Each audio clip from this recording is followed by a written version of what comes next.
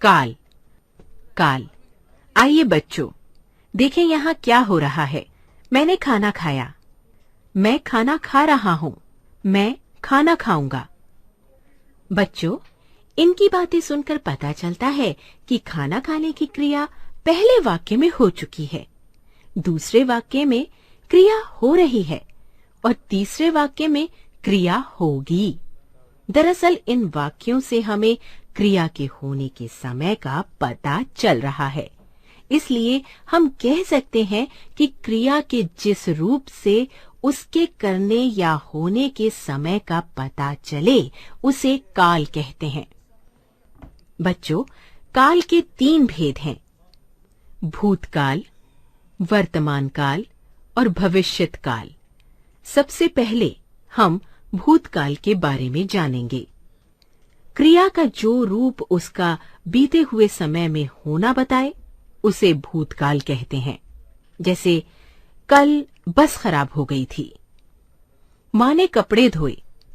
मीना पढ़ रही थी। बच्चों, इन वाक्यों की क्रियाओं हो गई थी, धोए, पढ़ रही थी से काम के बीते हुए समय में होने का पता चल रहा है। इसलिए ये भूतकाल की क्रियाएं हैं। अतः हम कह सकते हैं कि क्रिया के जिस रूप से काम के बीते समय में होने का बोध हो उसे भूतकाल कहते हैं। वर्तमान काल। वर्तमान यानी चल रहा समय। बच्चों, क्रिया के जिस रूप से उसके वर्तमान समय में होने का पता चले उसे वर्तमान काल कहते हैं। जैसे ठंडी हवा चल रही है। मैं टीवी देख रहा हूँ। बच्चे खेल रहे हैं। इन वाक्यों की क्रियाएं चल रही है, देख रहा हूँ, खेल रहे हैं से काम के चल रहे समय में होने का पता चल रहा है। इसलिए ये वर्तमान काल की क्रियाएं हैं। अतः हम कह सकते हैं कि क्रिया का जो रूप उसका चल रहे समय में होना सूचित करता है उसे वर्तमान काल कहते हैं। भविष्यत काल।